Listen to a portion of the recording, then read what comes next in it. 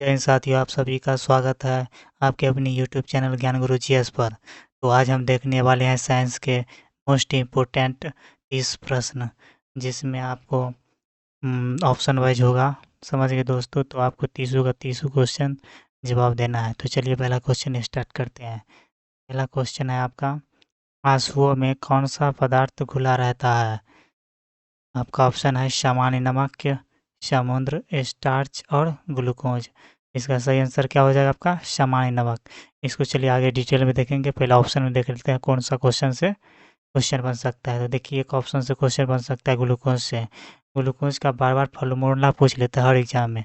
इसका फार्मूला क्या होता है? C6H12O6 इसका फार्मूला होता है। समझ गए? ग्लूकोज का फार्मूला क्या होता है? C6H12O6। चलिए इस क्वेश्चन का डिटेल में देखते हैं। देखिए, पहला पॉइंट है, आंसू आँख की अश्रु नलिकाओं से निकलने वाला एक तरल पदार्थ है जो जल और नमक के मिश्रण से बना होता है। जल और नमक के मिश्रण जो जो आँख में आंसू निकलता है वो किससे बना होता है? जल और नमक से बना होता है। यह आँख के लिए बेहद लाभकारी होता है। समझ गए? लाभकारी होता है। अगला पॉइंट देखिए, यह आँख को शुष्क होने से बचाता है तथा उसे साफ और कीटाणु रहित रखने में मदद करता है। चलिए अगला क्वेश्चन देखिए। अगला क्वेश्चन है आपका, लोहे पर जंग लगती है। ऑप्शन है आपका फेरिक ऑक्साइड से, जलयोजित फेरस तथा फेरिक ऑक्साइड से। अगला ऑप्शन है आपका क्षारकीय क्षारकीय फेरस या फेरिक कार्बोनेट से। उपयुक्त सभी कारण से। तो क्या हो जाएगा? उपयुक्त सभी कारण से। चलिए इसको डिटेल में देखते हैं। देखिए, जंग कैसे लगता है? जब आयरन जो है वाटर और ऑक्सीजन के संपर्क से मतलब प्रतिक्रिया करती है तो क्या लगता है? डस्ट लगता है, यानी जंग लगता है। समझ गए? देखिए अगला पॉइंट, जब लोहे से बने सामान नमी वाली हवा में ऑक्सीजन से प्रतिक्रिया करते हैं तो लोहे एक भूरे रंग के परत यानी आयरन ऑक्साइड जम जाती है। भूरे रंग का जो परत चढ़ती है उसका क्या नाम रहता है? आयरन ऑक्साइड रहता है वो। समझ गए? जो भूरे रंग का रंग होता है उसे क्या कहते हैं? Iron oxide. जम जाती है अर्थात खराब हो जाता है। इस तरह आयरन ऑक्साइड का बनना लोहे के जंग कहलाता है। आयरन ऑक्साइड को ही क्या कहते हैं? जंग कहते हैं, भूरे रंग का जो होता है। चलिए अगला क्वेश्चन देखिए। अगला क्वेश्चन है आपका, इंसुलिन की खोज किसने की थी? इंसुलिन की खोज किसने की थी? आपका फ्रेडरिक बेंटिंग ने किया था। समझ गया? फ्रेडरिक बेंटिंग ने किया था। चलिए इसको डिटेल में देखते हैं। देखिए, अलेक्जेंडर फ्लेमिंग ने क्या किया था? ये दुनिया का पहला एंटीबायोटिक बनाया था। समझ गए? एंटीबायोटिक बनाया था। जेम्स वाट ने भाप इंजन का खोज किया था। और फंक ने क्या था? कासिमिर फंक ने क्या किया था? विटामिन की खोज किया था। देखिए यहाँ पे हम दे दिया। देखिए क्या है, सर अलेक्जेंडर फ्लेमिंग जो है दुनिया का पहला एंटीबायोटिक पेनिसिलिन बनाया था। फिर फ्रेडरिक बेंटिंग ने इंसुलिन की खोज किया था। दो आदमी मिलके किया था, इसीलिए सब खोज करता है। उसके बाद जेम्स वाट है भाप इंजन का खोज किया था। कासिमिर फंक ने विटामिन की खोज किया था। चलिए अगला पॉइंट देखिए। अगला क्वेश्चन आपका, वनस्पति तेलों को घी में परिवर्तित किया जाता है। इसे किया जाता है आपको वनस्पति तेलों को घी में परिवर्तित किया जाता है। कैसे? आपको हाइड्रोजनीकरण के द्वारा। चलिए अगला क्वेश्चन देखिए। दोस्तों आप वीडियो रोक करके जवाब दीजिएगा कमेंट बॉक्स में आपको कितना सही हुआ है। अगला क्वेश्चन देखिए, निम्नलिखित में से कौन सी एक मिश्र धातु है? तो आपका कौन सा है? एक स्टील है। समझ गए? स्टील में जो है आपका, स्टील में क्या क्या क्या से मिश्र धातु मिलकर बना होता है? निकेल। देखिए इसमें क्या क्या मिलकर बना होता है? निकेल हो गया आपका, फिर उसके बाद क्रोमियम हो गया, क्रोमियम के बाद हो गया आपका आयरन हो गया। क्या हो गया? आयरन हो गया। ये सब कर मिलकर स्टील बनता है। समझ गए? चलिए अगला क्वेश्चन देखिए। अगला क्वेश्चन है आपका, निम्नलिखित में से कौन सी ईंधन गैस नहीं है? मतलब ईंधन गैस नहीं है। निम्नलिखित में से कौन सा ईंधन गैस नहीं है? देखिए, भाप अंगार गैस ये ईंधन गैस है। प्रोड्यूसर गैस ये ईंधन गैस नहीं है, ईंधन गैस है। और हार्श गैस ये ईंधन गैस नहीं है। मार्स गैस ईंधन गैस है, हार्श गैस नहीं है। समझ गए? N2 ये क्या है? नाइट्रस ऑक्साइड, मतलब हंसाने वाला गैस। चलिए अगला क्वेश्चन देखिए। अगला क्वेश्चन 7 नंबर है आपका, निम्नलिखित में से कौन सा तत्व प्रबल क्षारीय ऑक्साइड बनाता है जब ऑक्सीजन से जलता है? आपका क्या हो जाएगा? इसका सोडियम आंसर सही हो जाएगा। चलिए अगला क्वेश्चन देखिए। आपका 8 नंबर क्वेश्चन है, फेदम क्या है? फेदम क्या है? सफेदम क्या है? एक मछली होती है, एक पौधे का नाम है, या एक बर्तन को कहते हैं, या क्या है? एक प्रकार का माप है। सफेदम क्या है? एक प्रकार का माप है जो समुद्र की गहराई मापने में मदद करते हैं। क्या करते हैं? समुद्र के गहराई मापा जाता है। समझ गए? चलिए अगला क्वेश्चन देखिए। देखिए इंपॉर्टेंट पॉइंट देखते हैं पहले। देखिए फैदम सागरीय गहराइयों को मापने का एक पैमाना है। एक फैदम बराबर क्या होता है? 1.829 मीटर या 8-6 फीट होता है। चलिए अगला क्वेश्चन देखिए। अगला क्वेश्चन है रिचर स्केल किसके मापने में प्रयोग किया जाता है? तो आपका ऑप्शन है भूकंप की तीव्रता, वायु की गति, समुद्र की गहराई और शरीर का तापमान। तो इसका सही आंसर क्या हो जाएगा आपका? भूकंप के तीव्रता। तो देखिए रिचर स्केल से क्या मापा जाता है? या सीस्मोग्राफ से भूकंप की तीव्रता मापा जाता है। वायु की गति किससे मापा जाता है? एनीमोमीटर से मापा जाता है। वायु की गति किससे माना जाता है? एनीमोमीटर से मापा जाता है। एनीमोमीटर से मापा जाता है। समुद्र की गहराई किस में मापा जाता है? फेदम में, अभी बताए थे ऊपर में। फिर शरीर का तापमान किस में मापा जाता है?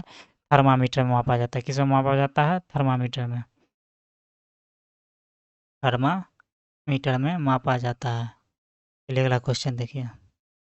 अगला क्वेश्चन है आपका डायनामाइट का आविष्कार निम्नलिखित में से कौन है? डायनामाइट का आविष्कारक। डायनामाइट के आविष्कारक निम्नलिखित में से कौन है? आइंस्टाइन है, ऑप्शन में न्यूटन है, अल्फ्रेड नोबेल है, मैडम क्यूरी है। इसका सही आंसर क्या हो जाएगा? अल्फ्रेड नोबेल हो जाएगा। आइंस्टाइन ने क्या दिया था? आइंस्टाइन ने ई बराबर एम सी स्क्वायर दिया था। क्या दिया था? M C square. और आपका न्यूटन ने क्या खोज किया था? गुरुत्वाकर्षण का खोज किया था। किसका क्या क्या खोज किया था? गुरुत्वाकर्षण के।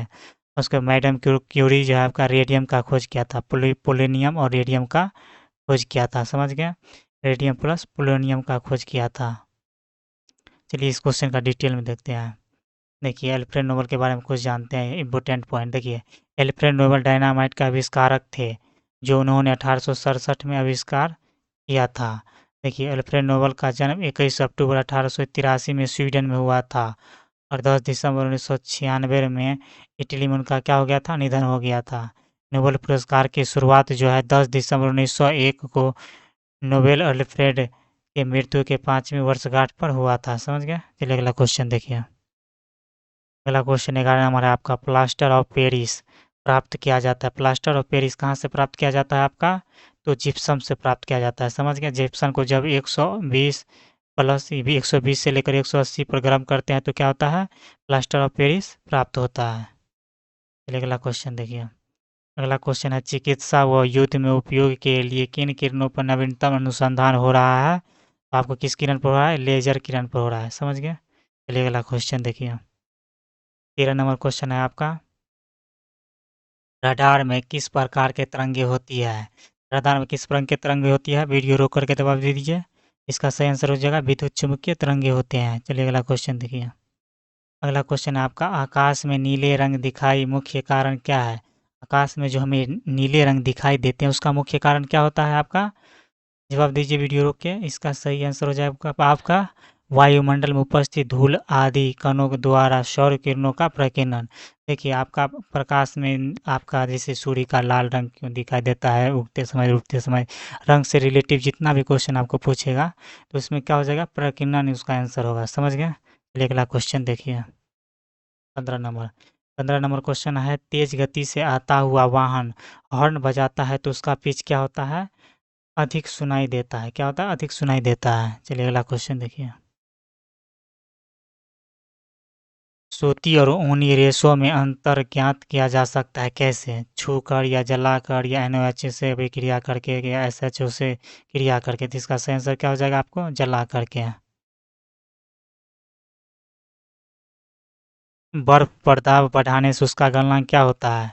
बर्फ पर दाब जो बढ़ाएंगे तो उसका गलनांक क्या हो जाएगा आपको? घट जाएगा। क्या हो जाएगा? घट जाएगा। क्या हो जाएगा? घट जाएगा। ये अगला क्वेश्चन देखिए। 18 नंबर क्वेश्चन है गर्मियों में सफ़ेद कपड़े क्यों पहने जाते हैं? क्यों पहने जाते हैं? उष्मा के बुरे अवशोषक होते हैं। यही सही आंसर है। उष्मा के बुरे अवशोषक होते हैं इसीलिए गर्मियों में सफ़ेद कपड़े पहना जाता है क्योंकि सूर्य का प्रकाश जो है क्या कर देता है सबके, क्योंकि सूर्य के प्रकाश में कितने रंग होते हैं? 7 रंग होते हैं। कितने रंग होते हैं आपका? 7 रंग होते हैं। सभी रंग को क्या करते हैं, परावर्तित कर देते हैं, समझ गए। इसीलिए हमें ये जो है अच्छे सफ़ेद कपड़े गर्मियों में पहने जाते हैं, क्योंकि ये क्या होता है, ऊष्मा के बुरे अवशोषक होते हैं। अवशोष नहीं करते, क्या कर देते हैं, परावर्तित कर देते हैं सभी किरणों को। ये अगला क्वेश्चन देखिए, 19 नंबर क्वेश्चन है आपका, निम्नलिखित में से गलत कथन कौन सा है। तो लोहा पानी में डूब जाता है, ये सही है। लकड़ी पानी में तैरती है, ये भी सही है। पारा पानी में तैरता है, चलिए देखेंगे आगे, पहले अभी नेक्स्ट ऑप्शन पढ़ लेते हैं। पारे लोहा में तैरता है, ये भी सही है। ये गलत है, पारा जो है पानी में नहीं तैरता है, समझ गए।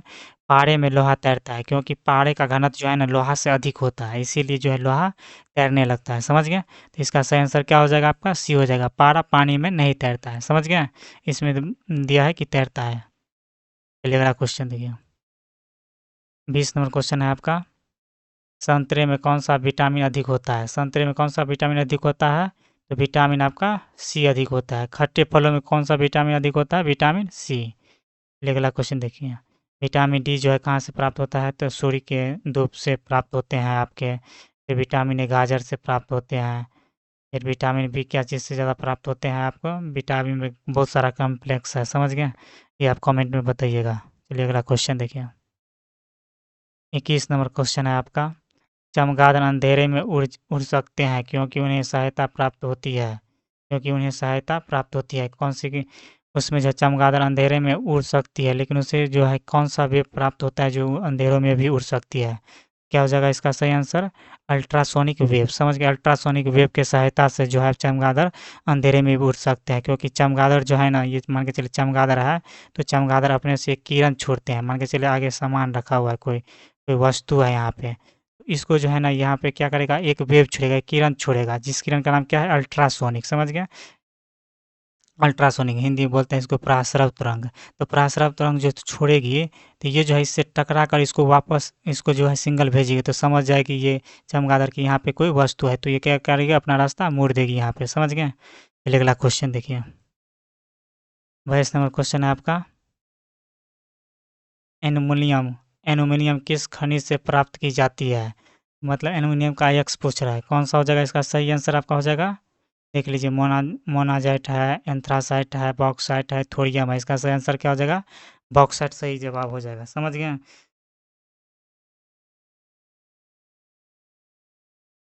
मोनाजाइट किसका अयस्क है, तो थोरियम का अयस्क है, किसका है, थोरियम का अयस्क है, समझ गए। और मोनाजाइट जो है पूरे विश्व में सबसे ज़्यादा कहाँ पाया जाता है आपको, केरल राज्य में पाया जाता है। कहाँ पाया जाता है, केरल राज्य में। पूरे विश्व में सबसे ज़्यादा कहाँ पाया जाता है, केरल के तट पे मोनाजाइट पाया जाता है। और किसका ये अयस्क है, थोरियम का प्रमुख अयस्क कौन सा है, मोनाजाइट है, समझ गए। और एंथ्रासाइट क्या है, एंथ्रासाइट एक प्रकार का कोयला है, क्या है, एक प्रकार का कोयला है। ये सबसे अच्छी क्वालिटी का कोयला है एंथ्रासाइट। 4 प्रकार के कोयला होता है, कौन-कौन पता ही होगा आपका, जैसे लिग्नाइट हो गया, पीट हो गया, एक बार एंथ्रासाइट हो गया, लिग्नाइट हो गया। ये चारों कोयला में से सबसे सबसे अच्छा गुणवत्ता वाला कोयला कौन सा है, एंथ्रासाइट। इसमें जो है आपका 96 से 98% जो होता है कोयला होता है, समझ गए। इसमें कार्बन की मात्रा सबसे अधिक होता है, मतलब 96 से 98% कार्बन पाया जाता है, समझ गए।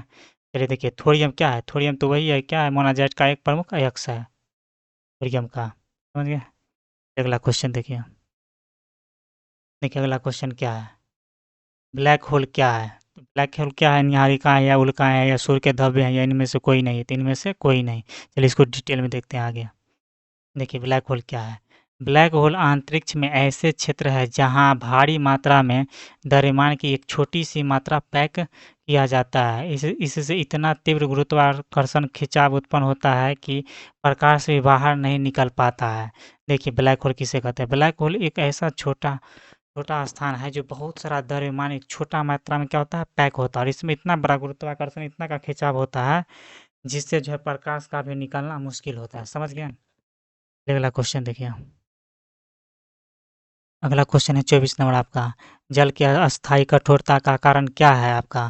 तो आप ऑप्शन है मैग्नीशियम कार्बोनेट, कैल्शियम का क्लोराइड, जिंक क्लोराइड, या कैल्शियम बाइकार्बोनेट। तो क्या उसका सही आंसर होगा, कैल्शियम क्लोराइड। चलिए अगला क्वेश्चन देखिए, 25 नंबर क्वेश्चन है आपका, कैलोरी की मापन इकाई है, क्या है इसका, ऊष्मा है, ठोस है, तरल है, ध्वनि है। क्या हो जाएगा इसका, इसका क्या हो जाएगा आपका ऊष्मा हो जाएगा। ऊष्मा का इकाई मात्रा क्या होता है कैलोरी होता है, समझ गए। चलिए अगला क्वेश्चन देखिए। एक और है, ध्वनि को क्या बोलते हैं डेसिबल। डेसिबल में मापा जाता है। ध्वनि को किस में मापा जाता है डेसिबल में। डेसिबल में। चलिए अगला क्वेश्चन देखिए। अगला क्वेश्चन है आपका सूर्य उदय होते समय या डूबते समय लाल रंग क्यों दिखाई देता है। अब ये बताए थे ऊपर, तो क्या हो जाएगा इसका प्रकीर्णन हो जाएगा। चलिए अगला क्वेश्चन देखिए। घरों में विद्युत संयंत्र जोड़े जाते हैं किस क्रम में, या इसका आपको पता ही होगा समांतर क्रम में। श्रेणी क्रम में जोड़ेंगे तो ये मान के चलिए श्रेणी क्रम में ऐसे ऐसे बॉल जोड़ा है, ये हो गया श्रेणी क्रम। ये फ्यूज होगा हो जाएगा तो क्या हो जाएगा ये भी बंद हो जाएगा ये भी बंद हो जाएगा। अब जब समांतर क्रम में जोड़ा रहेगा तो ऐसे रहेगा आपको, मान के चलिए, फिर मान के चलिए ऐसे रहेगा आपको, फिर ऐसे जुड़ा रहेगा आपको, फिर बीच में मान के चलिए ऐसा बॉल जुड़ा रहेगा। तो ये फ्यूज हो जाएगा तो क्या हो जाएगा ये सिर्फ बंद हो जाएगा, और ये इसमें देखिए यहाँ पे ऐसे लाइन जाएगा ये बॉल जलेगा, फिर यहाँ से ऐसे लाइन जाएगा, इधर से आएगा, ये मान के चलिए प्लस है ये माइनस है। ये ऐसा घरों में जोड़ा जाता है, समझ गए। घरों में जो है कैसे जोड़ा जाता है लाइन आपको समांतर क्रम में। चलिए अगला क्वेश्चन देखिए। अगला क्वेश्चन है आपका लोहे में जंग लगना एक क्या है, भौतिक क्रिया है या रासायनिक क्रिया है या समान क्रिया है, या इनमें से कोई नहीं है। तो क्या है रासायनिक अभिक्रिया, क्योंकि लोहे में जंग लग सकता है तो पुनः लोहा हमें प्राप्त नहीं होगा, तो ये क्या हो जाएगा रासायनिक अभिक्रिया, समझ गया। भौतिक अभिक्रिया क्यों होता है, जैसे मान के चलिए बर्फ से पानी बनता है, पानी से बर्फ बनता है, समझ गए। तो ये क्या हो जाएगा भौतिक अभिक्रिया, क्योंकि पानी से हम बर्फ बना सकते हैं, तो बर्फ से क्या पानी नहीं बन सकता है, बन सकता है, तो ये भौतिक अभिक्रिया हो गया। और रासायनिक अभिक्रिया में जैसे मान के चलिए कागज़ है, कागज़ को जला देंगे तो क्या कागज़ पुनः बन सकता है, नहीं बन सकता है। तो ये कौन सा अभिक्रिया हो गया रासायनिक अभिक्रिया। चलिए अगला क्वेश्चन देखिए। अगला क्वेश्चन है आपका विद्युत बल्ब का फिलामेंट किसका बना होता है, ये आप सभी को तो पता होगा, मोस्ट इंपोर्टेंट क्वेश्चन है टंगस्टन का। चलिए अगला क्वेश्चन देखिए। अगला क्वेश्चन है आपका केतली में पानी का गर्म होना उदाहरण है। देखिए केतली में जो पानी गर्म करते हैं किसका उदाहरण है, बताइए जल्दी। इसका सही आंसर क्या हो जाएगा आपका संवहन हो जाएगा। क्या हो जाएगा संवहन हो जाएगा, समझ गए। चलिए देखिए चालन, चालन देखिए क्या होता है, कणों के बीच जो कण मान के चलिए, जैसे मान के चलिए लोहा का टुकड़ा है, मान के चलिए तो इसमें बहुत सारा छोटा छोटा कण होगा ना, तो लोहा का टुकड़ा को यहाँ से गर्म करेंगे तो धीरे धीरे यहाँ ये कण इसको गर्म करेगा, ये कण इसको गर्म करेगा, ये कण इसको गर्म करेगा, तो ये चालन विधि से गर्म होता है, समझ गए। चालन विधि जो है तीनों अवस्थाएं में होता है, ठोस द्रव गैस तीनों अवस्थाएं में होता है, समझ गए। जैसे मान के चलिए ये पानी है, पानी को गर्म चल के मान के करिए तो ये कण इसको गर्म करेगा, ये कण ऊपर वाला गर्म करेगा, तो इसको किस विधि से होता है चालन विधि से होता है। ये तीनों अवस्थाएं में होते हैं, समझ गए। देखिए अब विकिरण, विकिरण जैसे मान के चलिए सूर्य से प्रकाश जो हमें प्राप्त होता है, सूर्य से जो हमें प्रकाश प्राप्त होता है ये कौन सा विधि से होता है आपका विकिरण विधि से होता है। संघनन विधि देखिए क्या है, संघनन विधि तो आसान है, गैस मान के चलिए कोई गैस है, जिससे मान के चलिए बादल है, बादल का गैस है वो पानी के रूप में हमें प्राप्त होगा, तो ये क्या हो गया संवहन। जैसे गैस या बादल हो गया, बादल को पानी में बनना, जैसे गैस को द्रव्यमान बनना, ये कौन सा हो गया संवहन हो गया, समझ गए। दोस्तों वीडियो अच्छा लगे तो लाइक करें, और आप सभी के लिए इससे अच्छा वीडियो हम बना के लेकर आएंगे। वीडियो अच्छा लगे तो लाइक करें। धन्यवाद दोस्तों।